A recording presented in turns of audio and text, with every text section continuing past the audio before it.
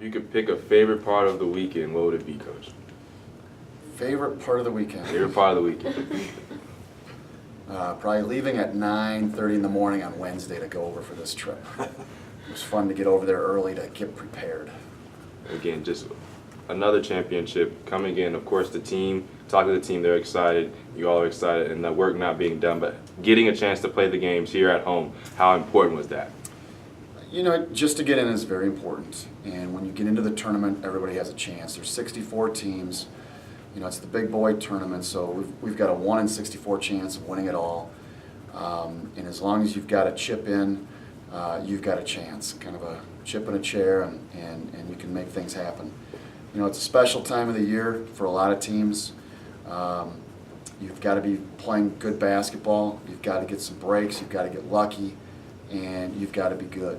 And so there's a lot of things that go into it. But hosting will help a little bit, but that doesn't mean a whole lot to us right now. It means we don't have to travel, which is great because we've been on the road the last 2 weekends. So it'd be nice to be at home and nice to have our fans here and play in our arena, which could help us out. But you still got to go out there and prove it and earn it and win the games. If you think, Go ahead. I would think about the semifinal match against Commerce, and again defensively, another defensive kind of juggernaut within the conference, and another game where only shooting 6 threes or making 6 threes. And so, what did they do defensively so well? Well, that was the first time we've ever played in the Dr. Pepper Arena. You know, we played over at Texas Women's College, and it's a little different playing in that gym. You know, there's no excuses for missing that many shots. I think it had a lot to do with Commerce's defense. They really chased us off the line, and we've got to get the ball to the basket and get the ball inside a little bit more. But it's different when you get into a new arena like that. And you know, we had 20 minutes to shoot or 25 minutes to shoot that morning after playing the night before and getting in at close to midnight because of the travel going back and forth between Texas Women's College. So I think both teams were a little rusty. I think it was a grinded out game.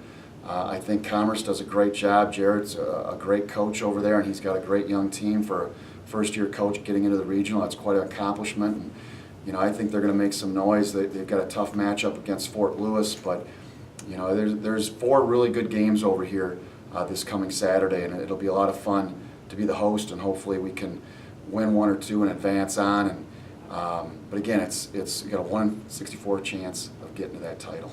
Mine's the team who opened 10-0, had a little hiccup, and now they won 7 of their last 9, including 2 of the teams who were in the regional. Yeah, Mines beat us last year. Right. So they've got that going for us in the final, and they took it to us pretty good. They're a very good team. They've got a shooter that is shooting close to 50%. Their point guard is very solid, and then they get the ball inside for some easy looks as well. So we're getting on the scout right now, and we'll get prepared for them this week. And you also have to look ahead. You got to, you know, obviously we've played Commerce 3 times now, and 2 times in the last 14 days or something like that. So we're very familiar with them. They're familiar with us, obviously. But Fort Lewis, we haven't seen in a while. You know, they came over here to our tournament opening weekend last year or the year before, I forget. But you know, Bob does a great job with his team, and they've got some good size. They can really shoot the basketball, and they really move it really well. So if we're lucky enough to get by Mines, and whoever we play in that second round, that'll be a really tough matchup for us. Let fans know what kind of hoops they're going to see this weekend when you're at this level. Well, because it's one and done. You know, if you're out. Yeah, you know, it's the big boy tournament. It's March Madness, and you know, our gym will be set up. NCAA comes in, makes sure everything is regulated. They're very official with all practice times and things like that, and it'll be run first class. I know that with our administration, and it's going to be, like I said, 4 games that are going to be just a slugfest, and you better bring your A game. If you don't, you're going to get beat. And that's something that you know, we have some experience, and it was great making a run last year, getting to the Sweet 16. I hope that helps us out. You know, there's no guarantees. I'll tell you this: Mines has got experience on their side as well, making it to the Elite 8. So you've got 2 really good programs battling in the first round. There's no cupcakes. There's no easy wins. You've got to get ready. You got to saddle up and go. So you won the 7th Lone Star Conference Championship this past weekend. So what does that mean to you? That's the first one that we've won as a staff. You know, the history here is great. There's been some great teams. There hasn't been, I don't think, a lot of success in the postseason. I'd have to ask Kit, my SID, but you know, we won 2 NCAA games last year, and I think 6 is the most we've won here as an institution. But again, I have to check with Kit and find out for sure how many we've won. I know we've hosted before, and I think they came out of the region as well, and that was probably the best run that they've had. And so it's something that, you know, you got to play well. If you have an off night, you can be done, and it can be over that fast. So you can't leave anything to chance. You got to leave it all out on the line. Our guys are very sore right now. We've got David was cramping up. Gotch, I thought, was going to be out for the season with a knee injury. I don't know if he'll play on Saturday or not. You know, Jordan Collins is dealing with a little issues. CJ, and then Ryan Quaid, and I can go right down. I can have a lot of excuses, but when it comes to this time of year, if you got a guy hurt, the next guy up, and you got to go, and let's go see what we can do. This is the first time we've seen you since you were named LSC Coach of the Year, and Chavlovich was not named Player of the Year. Yeah. Would you like to comment on those two? Yeah, I wish that was flipped around because I think he deserves it. I think players really make, you know, some awards, and it should be Staff of the Year. You know, it's not Coach of the Year. I'm not doing it by myself. I'll tell you that. Coach Gove isn't doing it by himself. We're a team. Coach Henderson, Coach Kratz. You know, and again, it comes down to the players are the guys that really get those awards for us as a staff. Coach, when you talk about the balance of this team, I feel like you can't be a one-trick pony in the NCAA tournament, and you guys have shown that you can win in several different ways. Yeah, you're exactly right. You know, we've got some good inside play with Gage Prim and Ryan Quaid. Gage actually got us a big rebound late.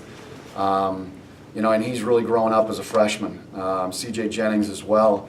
You know, he knocked down a couple free throws. They picked him when they had the flagrant foul. They picked him to shoot because that's what the rule is. The other team gets to pick one of the other 4 players when Gotch couldn't shoot it, and they went after CJ, and CJ just goes up and it's nothing but net. So that was really, I was really proud of him to be able to do that. And then as well, you got to have some great senior leadership in Ryan Gerber, David Chavlovic, Jordan Evans, and even Tommy Gove on the bench, who isn't playing, is really a leader for us off the court and during games, and kind of settles us down. So we've got a good blend, like you said. We can go inside out. We've got a special player in David, Jordan Evans. You know, Gotch is a phenomenal player as well, had a big block late and can guard multiple players. So we've got a nice team, but again, you've got to be ready to go, and you got to have guys like Drew Evans, Jordan Collins, all those kids coming in off the bench to really have a great team. And you've got to have a deep bench because you play back-to-back, a day off, and then Tuesday. And we showed our bench strength a little bit this weekend, playing three in a row in 43 hours. Last question for me is, how different is Mines from last year? I don't know. I haven't scouted them yet. So we'd have to take a look at them and really figure it out. I know they lost a very good player in the, I'm going to butcher his name, but I think it was Coco Gokul or something like that. But he was a fantastic player, 6'6", 6'7", long, physical, and you know, I know he graduated. But beyond that, I really haven't watched him too much. You know, we got home at 2:30 in the morning and tried to get some sleep. You know, it's hard to sleep after those bus trips, and it was a long trip. We've got a great driver in Kings Highway and Robert. If you ever watch this, Robert, and do a heck of a job getting us from place to place. But you know, it's one of those things. Now we get after it with Mines, and we want to take care of our guys first, and then we'll really get after the scout with them.